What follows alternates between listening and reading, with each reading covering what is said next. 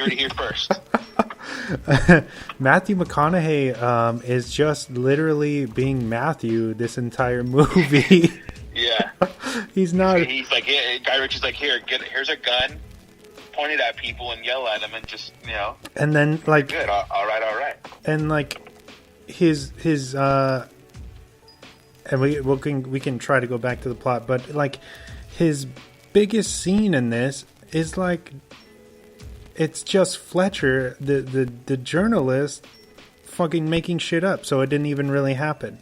What happened? With Dry Eye, like his one scene that would have been like, okay, that's fucking rad. You know what I mean?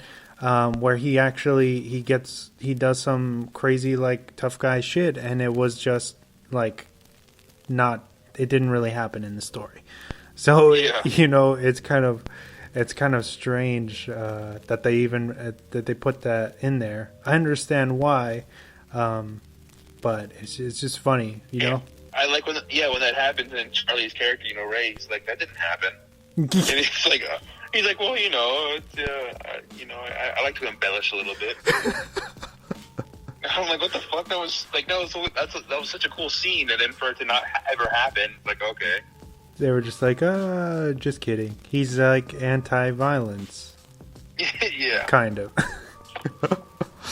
When you're talking about these, I guess, you know, somewhat not Asian hate, but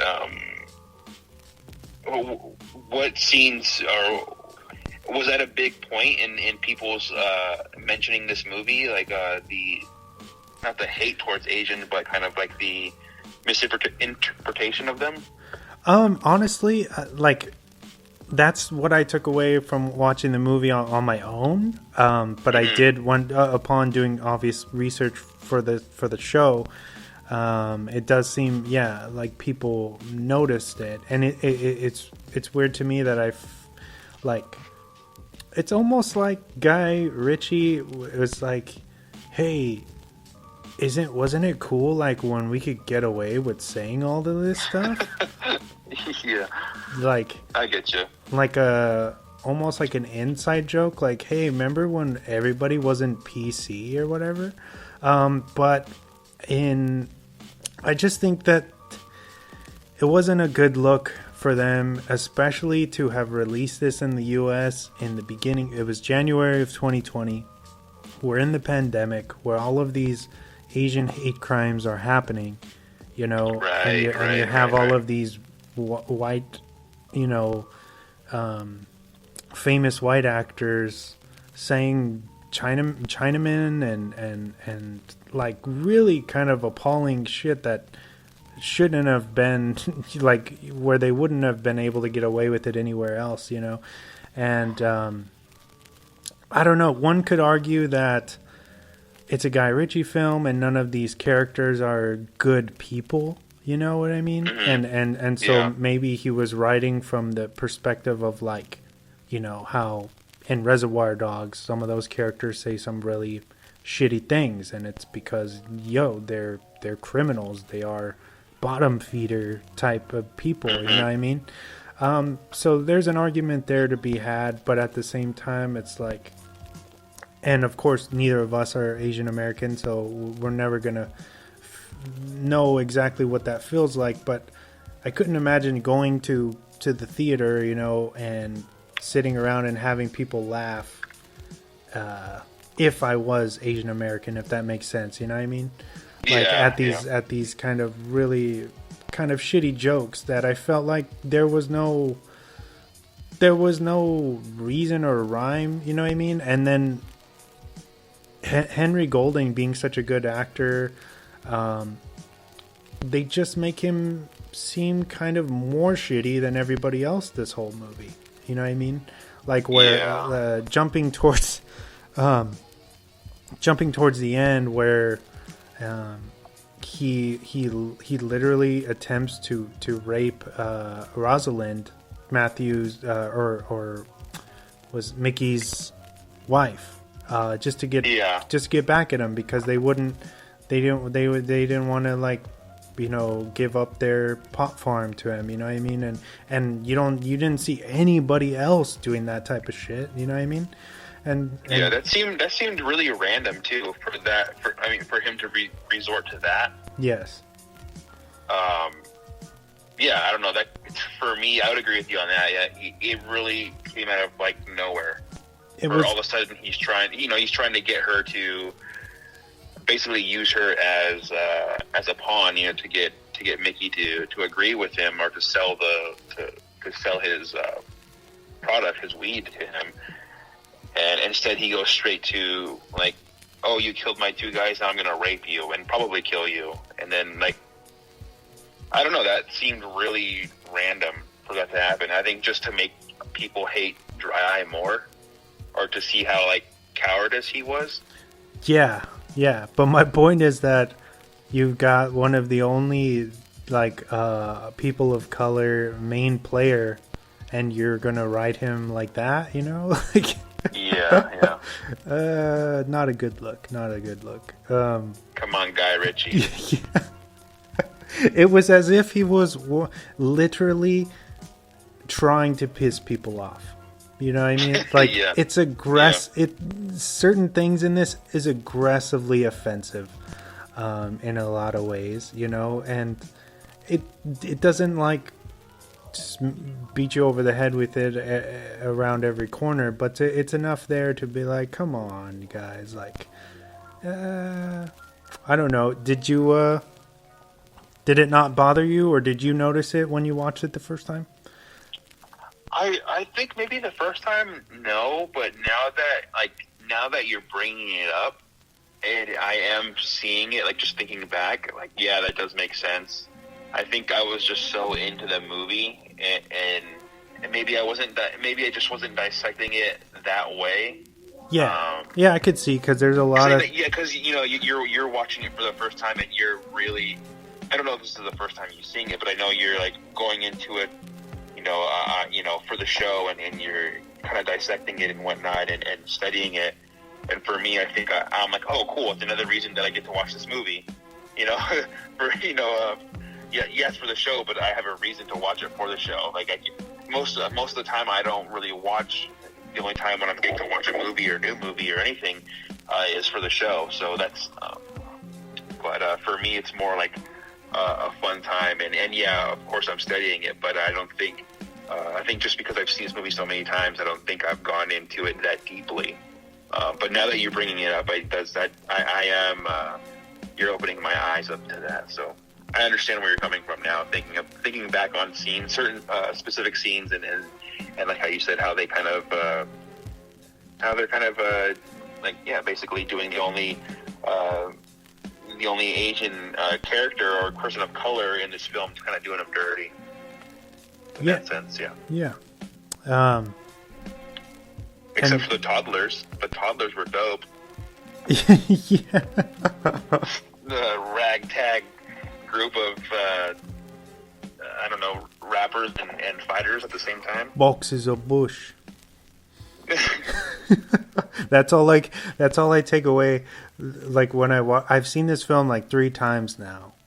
So I could like mentally digest it, because there's so much ins and outs of it, and that's all. I'm always singing that to myself. The boxes and boxes of bush. It's very Attack the Block. That little piece right there is. Yeah, I think I don't know, for whatever reason, it's just all of Guy Ritchie's films, and I not specifically his, but I think anything that has to do with, like, Green Street Hooligans, and that's not because Charlie Hunnam's in it, but Green Street Hooligans, Attack the Block, like the films, those types of films that like throw you into their lingo and stuff. Yeah. That kind of slang in England. I don't know, man. Those types of movies always get me, and they always like. I may like it more because of that. Like, that may be kind of like another factor onto the reason why. But I to me, it's just like I'm so mesmerized and like amazed by like their lingo and slang and everything. And it's like, oh, double bubble. Sorry, man. Double bubble. And I'm like, oh man, it's like double bubble, like, that doesn't make any sense. But when they say it in the terms of what they're like, oh, it's going to be double what you're paying for, basically. I'm like, oh, that's so cool. That's sick. I would have never thought of that. And, everything that, just, I don't know, maybe it's just the accents or whatever. But, I was like, man, they just sound so cool. Yeah, I think it's just an appreciation for the culture over there. Because, if I'm sure when they watch our films, they're like, what the fuck did he just say? It's probably the same shit. But yeah, no, I completely see where you're going with this. That especially with the Ritchie films, the snappy kind of dialogue and the fact that you have to kind of decipher it yourself makes it a completely different experience than watching an American film. And yeah, I completely agree. Yeah, the dialogue is super quick. You have to be on your toes when you're watching it and make listening to what they say. You can't be on your phone either. Yeah, exactly. Yeah, especially with the Guy Ritchie film, because you could miss a minute of something and you're like, what the fuck just happened?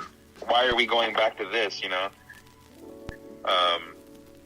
yeah, I want to talk about one of my favorite scenes. I wouldn't say favorite, but I thought it was really funny when Colin Farrell, Coach, if you want to, his character in the film, he's with Ernie, and he's training. He's like, "What the hell are you doing?" And it's at the point where Ernie's telling him, "Where oh, Coach, I found out where we got the weed from," and one of the other boxers, so they're all boxers, and he's Colin Farrell's the coach for them.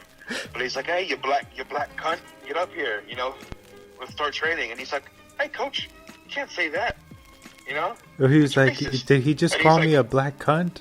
And he's like, yeah, he did. He's like, Coach, you can't say that's racist. He's like, no, you're black. He's like, Ernie, you're black, and you're a cunt. He didn't say all black people are cunts. He said, you're a black cunt. And he's like, I think he said, like, he's a gypsy or something. He's like, so I could call him a pike, a pikey cunt. And he's like, oh yeah. He's like, if it's specifically to him and out of love, then yeah, of course you can say it. I thought that was so hilarious. I'm like, oh man, again, Guy Ritchie's like writing and dialogue in this is amazing. And I think that goes through all of his films. Definitely. But talking, especially in this one, yeah. Talking about Colin Farrell's character, I think he, for me, was probably the standout character, the best character. He's a professional boxer. He likes to keep his head down. He's got pretty badass style. Yeah. I love his glasses for sure. And just he's like that guy. He's like that guy. He can handle himself, but he's never the aggressor. He's always he'll fuck you up if you go for him, but he's not gonna attack you. Yeah. Like the scene, especially the scene in the diner or whatever it was, like a little with the kids. Yeah. Yeah. He's like, come on, cut me. He's like, do it again. What are you doing? Hey, let's go. Come on. He's just egging them on to let me show you how shit gets done. And then he's like, come to my gym when you're ready to basically quit playing around. He says we'll see what we can do with yous or something. Yeah, I'm like, oh my god. Yeah, I'm sure that's how he got all those, the toddlers or whatever. I'm sure that's how he got them, to start training. Yeah, because they're basically his guys are like a clique.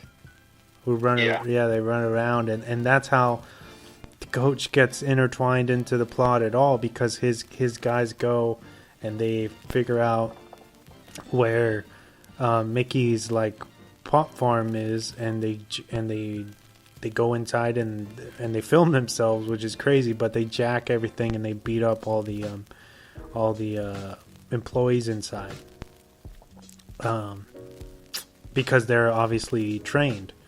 And so that's where Mickey comes in, or not Mickey, the coach comes in, and they think that, there's this misinformation where Ray and Mickey for a while think that coach had done it on purpose. And yeah, that's when yeah,